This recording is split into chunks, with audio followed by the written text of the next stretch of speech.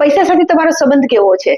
શું તમે એવું માનો છો કે પૈસા કમાવા બહુ જ મુશ્કેલ છે અને પૈસા કમાવા માટે આપણે ખોટું કરવું પડે છે, કે પછી એવું વિચારો છો કે પૈસા છે ને બહુ જ સરળતાથી આપણા જીવનમાં આવી શકે છે? આમાં લેખક કહે છે કે the secret of the millionaire mind book છે ને, એની અંદર પૈસા વિશેની માન્યતાઓ છે ને એ નાનપણથી જ આપણા અવચેતન માઇન્ડમાં પ્રોગ્રામ થઈ જાય છે. આપણે છે ને નાનપણથી સાંભળતા આવ્યા હોઈએ છીએ કે પૈસા ઝાડ પર નથી ઉગતા, પૈસા દુઃખનું જળ છે, પૈસા માટે આપણે બહુ જ મહેનત કરવી પડે છે અને પૈસાદાર લોકો લોભી હોય છે. આવી બધી માન્યતાઓ છે ને આપણા મન પર બ્લુપ્રિન્ટ બનાવે છે અને આપણું મન સ્કાર્સિટી માઇન્ડસેટ સાથે કામ કરે છે. કરોડપતિ લોકો હોય છે ને એ પૈસાને ઉર્જા માને છે. એ લોકો જીવનનો વિકાસ, નવી તકો અને આપણીનું સાધન માને છે.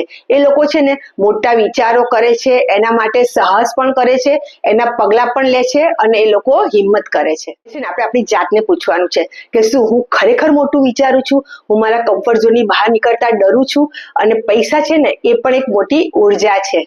પૈસા છે ને મુશ્કેલી નહીં પણ સ્વતંત્રતા અને સેવાનું સાધન છે. યોગ્ય વિચારધારા હોય ને ત્યાં સમૃદ્ધિનો પ્રવાસ શરૂ થાય છે. તો શું તમે તમારા મની માઇન્ડસેટ બદલવા માટે તૈયાર છો?